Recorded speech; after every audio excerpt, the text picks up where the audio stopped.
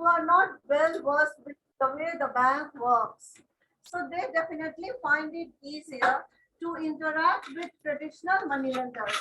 And these traditional money lenders are belonging to the same village. And not only are they belonging to the same village, they have a personal rapport. They have a personal relationship with people in the rural areas. Yes, the indigenous source of, we are discussing right now, the indigenous source of finance. Yes, I said that in India today at present, though there are institutional source of finance also, still the indigenous source of finance also hold its own importance. Why it is so? That even after so many years of planning, so many years of independence, the indigenous source of finance is also there in the rural society. I first take the example. Who are the indigenous sources? The money lenders, the traditional money lenders, the sahukars, the dendars. People in the rural area are familiar with them. They feel that they belong to the same society. So the traditional money lender, without any much of paperwork, like in bank, there is a certain procedure which has to be followed. But traditional money lenders, they have a face-to-face relationship with people in the rural society. And so the rural man also feels very comfortable. The rural man also feels what? The rural man also feels that he can easily interact and with the landlord or with that particular money lender, he can get money, get what you say, credit for himself. So this is still popular, but there are so many disadvantages of having funds from traditional money lender. What are those, what you say, the drawbacks? The first drawback is that they are very, very exploitative.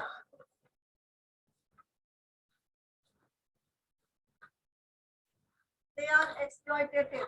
They will make you, they will charge you. They will provide you fund, but they will charge such a high rate of interest, exorbitantly high rate of interest. And even if you have paid, they generally play fraud with you. And so once you are in their clutches, you always remain in their clutch. And therefore you might have come across the very popular proverb that the Indian farmer is born in debt, he lives in debt, and he dies in debt, and he passes the debt to the next generation also. This is because once you are in the clutch of the traditional money lender, it is very, very difficult to get out of them. So this is the story of indigenous source of finance. Yes, I repeat, in this particular class, we are talking about agricultural credit. So I rather will like to use the word rural credit. Agriculture is the predominant occupation in the rural society. But there are other activities also. There is a rural artisan also. There may be cottage industry, handicraft industry, handloom industry. This also may be flourishing in a rural area. And they also require finance. Farming activity also require finance. So it will be better to use the term rural credit rather than agriculture only. And then I am discussing that there are two sources of agricultural credit. What are they? Sorry, rural credit. One is the indigenous source and the other is institutional source. I have not come to the institutional source today. I have first discussed only indigenous source of finance. Indigenous source of finance means what? The traditional, those who are in Hindi you say paramparic. For example, the money lenders. So there are rich landlords who lend money to the villagers. They are familiar with them. They have a face-to-face relationship. They have a personal relationship, and therefore the rural man feels comfortable in seeking help from the traditional money lender. But he is unaware, or even if he is aware, he is not so conscious that once you are caught in the clutch of a traditional money lender, it is very difficult to get out of it, and they are very, very exploitative in nature. They charge a very high rate of interest, which the rural person is not able to pay. Or even if he pays, there are manipulations, and so you are always in debt. In order to overcome this problem and to better the condition of the rural folk, in India, we have the institutional source of finance. What are the institutional source? Institutional means sansthagat. Institutional source of finance like, listen here, commercial bank. Yes, please come. Commercial bank, cooperative bank. Yes, I said that. RRBs. Even you have land development bank, etc. Now I discussed them. And of course, you have NABARD.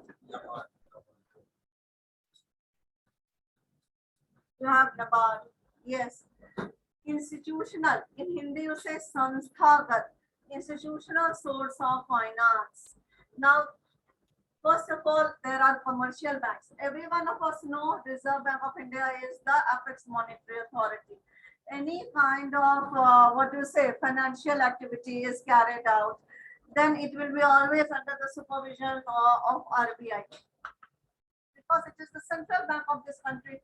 It is the apex monetary authority. It is the government's bank. It is the bankers' bank. It is the guardian of all commercial banks. So Reserve Bank of India, undoubtedly, we must understand, it is a parent, guardian, monetary authority.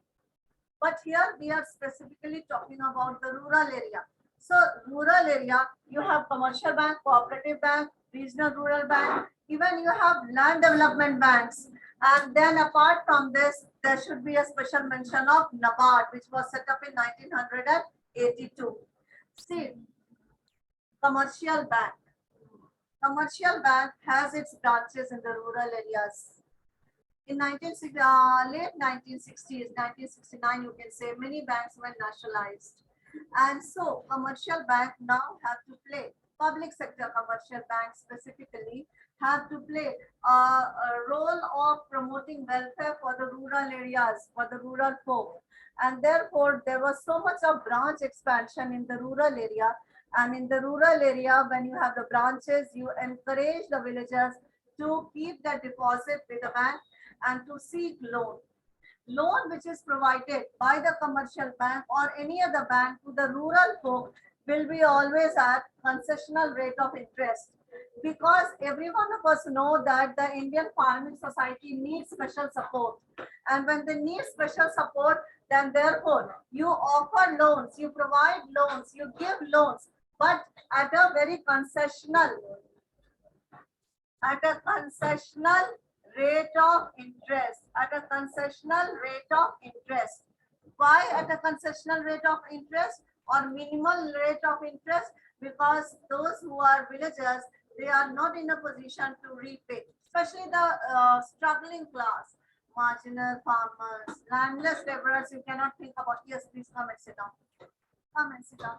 So you are providing, commercial banks are providing at a very concessional rate of interest money to the fund to the, or you can say credit to the rural folk. Okay. Apart from commercial banks, you have cooperative banks. As the name suggests, cooperative, we have discussed in the previous class also the features of a cooperative. Yes, in a cooperative is a voluntary organization. There are members of a cooperative. They pool their resources together. They even have an elected managing committee. They work on democratic lines, and therefore government also supports the cooperatives. Here we are talking about cooperative banks. But it is a very sad fact that in India, in most aspects, cooperatives have not been very popular. Yes, Amul is one example. I'm not talking about bank over here. I'm talking about generalized cooperative. That Amul, that is a success story of cooperative. Yes. Here, anyway, we are talking about cooperative banks. That is another aspect. Amul is not a bank at all. It is another kind of a cooperative involved in marketing of Amul products. But what I want to emphasize is that cooperative norm, that you work together, the ideals of working together and bringing success, that is not over here very popular in our country. And therefore, cooperative banks, they have also worked, but they have not been very successful. Then you have regional rural banks, what in Hindi you say Grameen Bank. So we have the regional rural banks.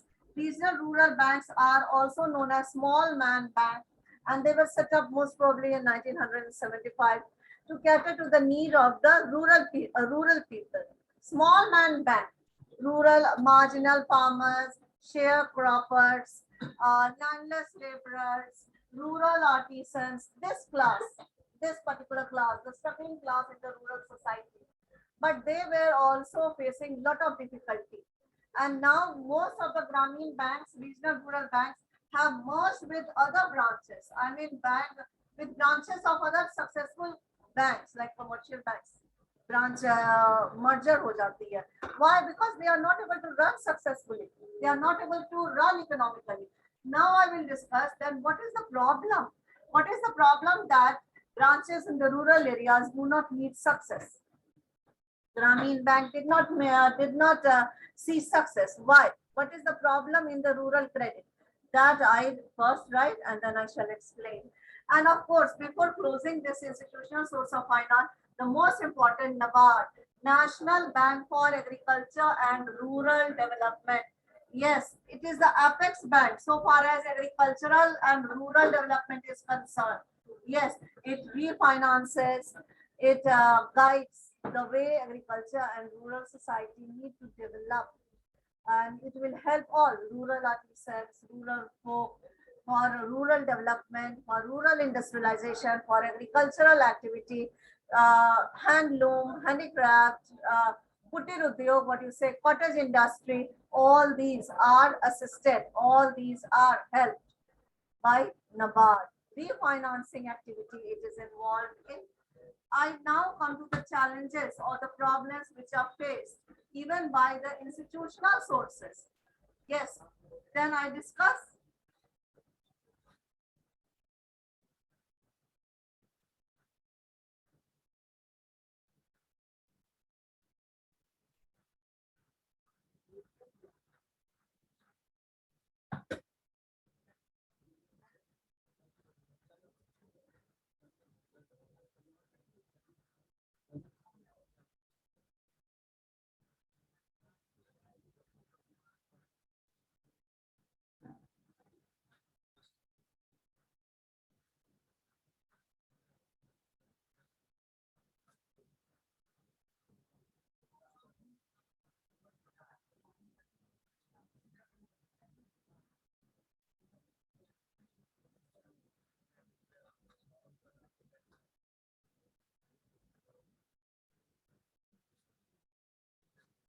Listen, problems or challenges which are faced by institutional sources in rural areas in the field of providing credit. First of all, yes,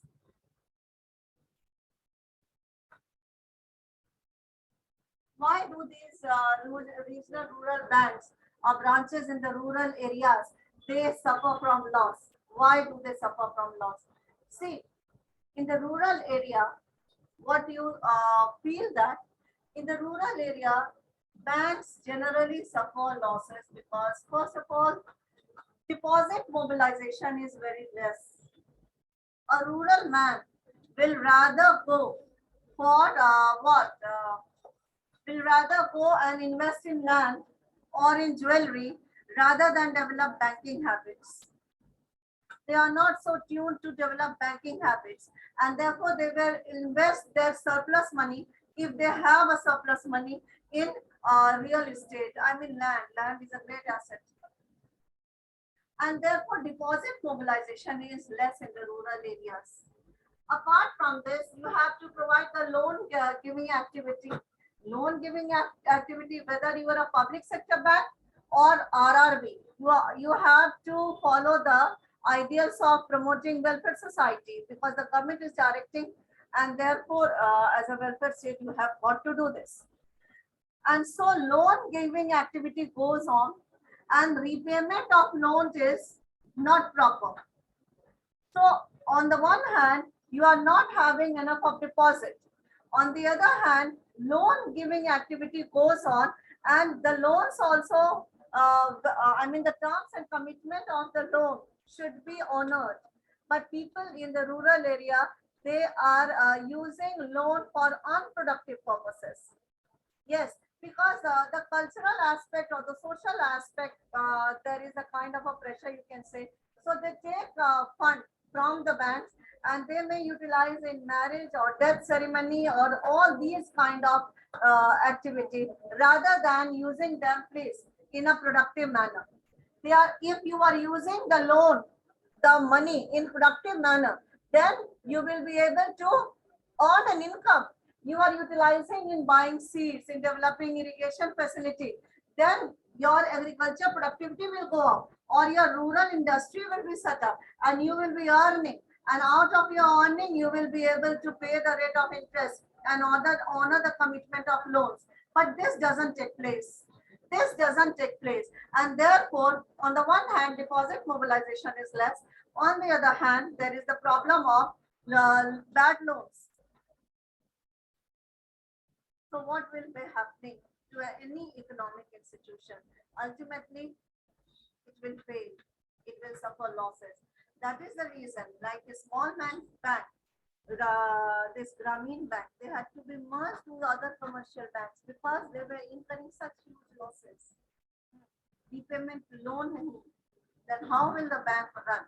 This is one of the most important problems, that branches in the rural areas, they suffer from losses. Okay, unproductive purposes, the loan fund is utilized. Apart from this, then what is the recent trend? Nowadays, there is the concept of self-help group. You must have come across the word. And there is a word, you must have come across that also, microfinancing activity. Nowadays, instead of providing finance to one particular person, group of people are also provided. Yes, like in a self-help group. What is a self-help group? Yes, what is a self? Have you come across the word? Can anyone say what is a self-help group? In a self-help group, people in a neighborhood join hands together. They collect money from among themselves, and everyone according to their capacity, 50, 60, 70, 80, 100, and then they have some amount of money with them. The members, listen over here, the members of the self-help group can take borrow fund from the group itself. So they now do not need to depend upon traditional money lender. 1 year, 2 year, 3 year, gradually when the self-help group becomes stable, financially viable, then even the commercial banks are ready to help them and provide them loan. And because this is a group activity, no, therefore, what you say, these loans are utilized in a productive manner and not in a non-productive manner, for betterment of the land, for better inputs, for developing any rural craft. And in this way, when you are developing craft, when you are developing farming activity, when you are having better quality of life, ultimately there will be generation of income. And when there is income generation, you have the paying capacity to pay the lending institution, the rate of interest, and other commitments are honored. So nowadays, microfinancing activity, yes, to a group of people rather than to an individual, microfinance has become popular. Yes, and catering to the needs of self-help group. So these are the recent trends so far as agricultural credit is concerned. Now, for all those who are comfortable only in Hindi, I summarize in Hindi also. देखिए, आज particular class में हम लोग agriculture credit की व्याख्या किए, उसका विश्लेषण किए. एग्रीकल्चरल क्रेडिट की जगह मैंने रूरल क्रेडिट वर्ड यूज करना ज्यादा बेहतर समझा, क्योंकि एग्रीकल्चर मेन ऑक्यूपेशन है रूरल एरिया का, बट रूरल एरियाज में एग्रीकल्चर फार्मिंग के अलावा और भी चीजें, और भी एक्टिविटीज, गतिविधियां होती हैं. साइलेंस हो गया. I discussed, there are two sources of finance. दो तरह के सोर्स हैं, स्रोत है फाइनेंस की इंडिया में. एक है indigenous source of finance. Indigenous source of finance होती है पारंपरिक सोर्स ऑफ फाइनेंस. पारंपरिक सोर्स ऑफ फाइनेंस जैसे ट्रेडिशनल मनी लेंडर्स, ये साहूकार होते हैं, देनदार होते हैं, और ये ग्रामीण क्षेत्र के लोगों से परिचित होते हैं, क्योंकि सब एक ही समाज के हैं, ग्रामीण समाज के हैं, और इसलिए ग्रामीण क्षेत्र का व्यक्ति मतलब पर्सनल रैपो होने के चलते उनसे लोन लेने में कतराता नहीं है, या कहिए कि उसे ज्यादा सुविधा लगती है. परंतु ये बहुत एक्सप्लॉयटेटिव होते हैं इंडिजिनस सोर्स ऑफ फाइनेंस, क्योंकि ये बहुत हाई रेट ऑफ इंटरेस्ट पर लोन प्रोवाइड करते हैं, और एक बार जो भी ग्रामीण व्यक्ति या जो भी एनी पर्सन जो उनके क्लच में आ गया, फिर उससे उसको उबरना बहुत मुश्किल होता है। Okay, so this is unpopular. Bharat में इतने इयर्स ऑफ प्लानिंग हो गए, और डेफिनेटली बहुत सारे इंस्टीट्यूशनल सोर्सेज फाइनेंस के डेवलप किए। मैंने कमर्शियल बैंक के बारे में कहा, public sector commercial banks branches उनको रूरल क्षेत्रों में स्थापित करना आवश्यक है, और रूरल नीड्स को सेटिस्फाई करना, कंसेशनल रेट ऑफ इंटरेस्ट पर फंड प्रोवाइड करना, परंतु और short term, medium term, long term, that you must be knowing, loans are provided. अब कंसेशनल रेट ऑफ इंटरेस्ट पे प्रोवाइड करती है commercial bank. Regional rural bank तो स्मॉल मैन की बैंक कहलाती है, marginal farmer, share croppers, landless, भूमिहीन मजदूर, इनसे मदद ले सकते हैं। और ये तो literally without any charging any मतलब रेट ऑफ इंटरेस्ट भी फंड प्रोवाइड करा देती है। So in this way they are trying to help the rural society. परंतु and then you have NABARD. NABARD मैंने कहा कि वो एपेक्स बैंक है, चोटी की बैंक है, और वो एग्रीकल्चर और रूरल डेवलपमेंट दोनों पर ध्यान देती है। मतलब एग्रीकल्चर, कृषि और रूरल डेवलपमेंट में कृषि के अलावा एग्रीकल्चर के साथ तो ऐसे भी एग्रीकल्चर एलाइड एक्टिविटी है, हॉर्टिकल्चर इत्यादि, and beekeeping, floriculture, all these are animal husbandry, poultry, ये सारे allied activities है। और रूरल आर्टिसंस का डेवलपमेंट, रूरल इंडस्ट्रियलाइजेशन, इनके लिए भी हैंडीक्राफ्ट, कुटीर उद्योग specially. I talked about Saras Mela and I talked about how marketing support के चलते रूरल एरिया से, जैसे गांधी मैदान में सरस मेला के द्वारा मार्केटिंग सपोर्ट दे दिया जाता है, और ग्रामीण क्षेत्र के लोग आकर के अपने वस्तुओं को सेल करके अर्निंग कर पाते हैं। But there are problems which are faced by even the institutional source, and that is the first कि वो losses में जाते हैं। क्यों लॉसेस में जाते हैं? क्योंकि मैंने कहा, एक तो ग्रामीण क्षेत्र के लोगों को बैंकिंग हैबिट इतनी नहीं होती है, वो अनफेमिलियर कल्चर उनको लगता है, और वो ट्रेडिशनल मनी लेंडर के क्लचेस में चले जाते हैं, वो उनको सहज ज्यादा लगता है, जबकि वो शोषणकारी है। और डिपॉजिट मोबिलाइजेशन की रेशियो कम होती है ग्रामीण क्षेत्रों में, क्योंकि लोग ज्यादा पारंपरिक जो इन्वेस्टमेंट का सोर्सेस है, दैट इज लैंड है या ज्वेलरी है, इसमें इन्वेस्ट करना पसंद करते हैं। Land is the great asset for them, और they are not encouraging, they do not want to what you say, they do not want to go to the bank and open a deposit saving account for them। तो एक तो deposit mobilisation कम है, और loan देना है bank को, क्योंकि welfare norm से वो गाइडेड होती है, तो लोन देती है। जब लोन देती है तो लोन का रिपेमेंट, रेट ऑफ इंटरेस्ट का आना समय पर नहीं होता है, क्योंकि many a times it is used for unproductive purposes. I said marriage में, श्राद्ध में, इन सब चीजों में अनप्रोडक्टिव पर्पसेस में इस पैसे को यूज कर दिया जाता है। प्रोडक्टिव पर्पसेस में यूज किया जाए तो इनकम जनरेशन होगा, और तब लोन को रीपे करने की कैपेसिटी स्वतः आ जाएगी। But this many times doesn't happen. आजकल micro finance is very popular. Instead to one individual group को दिया जाता है फाइनेंशियल एक्टिविटी, फाइनेंशियल सपोर्ट, ताकि प्रोडक्टिव पर्पसेस से यूज करके रूरल सोसाइटी अपलिफ्टेड हो। और सेल्फ हेल्प ग्रुप की कॉन्सेप्ट भी इसमें पॉपुलर रोल अदा करती है, क्योंकि सेल्फ हेल्प ग्रुप में group of people are provided loans, और प्रोडक्टिव मैनर में इसे यूज किया जाता है। और सेल्फ हेल्प ग्रुप का तो एक सोशल कॉज भी है, इकोनॉमिक अपलिफ्टमेंट तो है। So in this way the rural scenario is changing, microfinance is becoming popular, and these are the institutional sources. NABARD is the guardian, you can say, it is the apex bank which sees that rural development takes place. Yes, I have discussed the institutional sources of finance. Now in the next class, what shall we do is what I will discuss green revolution. ठीक है, हरित क्रांति. Though this is also this green revolution, it took place way back in the mid 1960s when India was facing a lot of crisis. So I will go for that. In this particular class, I just introduced what green revolution was about. Okay.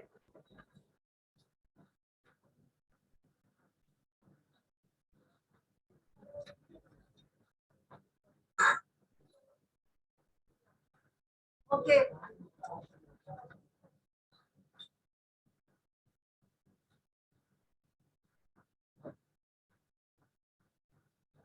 I am introducing it. The next day I will elaborate, but let me utilize the time. Okay. In Hindi you say Harit Kranti.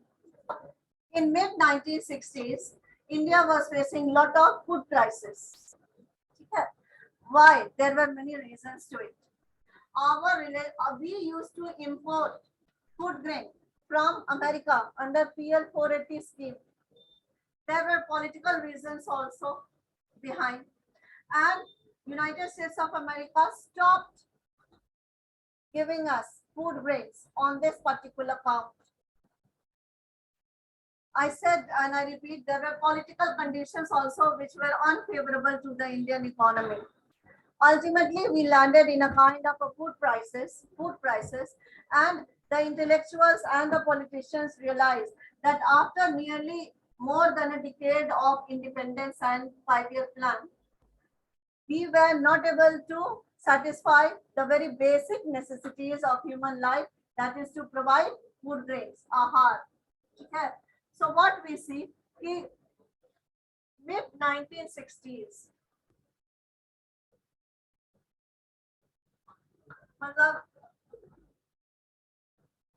1966-67 इसमें हरित क्रांति की शुरुआत हुई.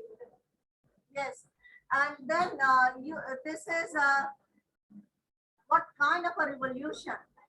Biological also and technical also. Because yes, here there is a biological aspect and there is a technological aspect. Both were responsible.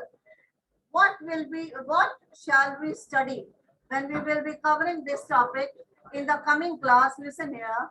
What are the dimensions which we will go through?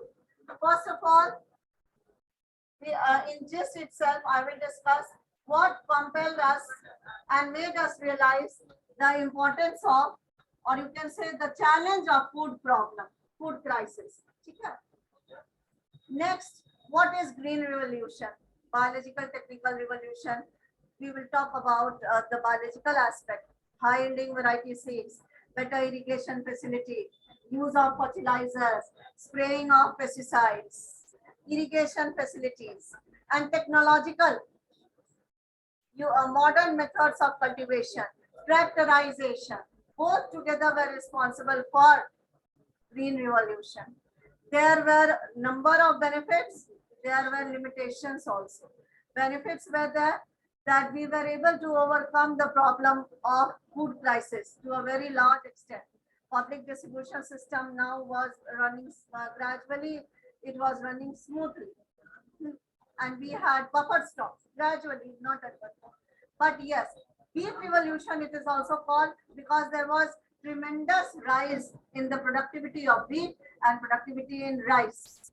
So it is also known as green revolution, biological technical revolution, wheat revolution. But there were limitations also because it brought inequality in the rural scene. Dry land farming technique did not develop, and there was regional imbalance also. Some parts of India were only beneficiary of green revolution and many were not able to benefit from it. So we will take up this particular topic in the coming next class. Okay.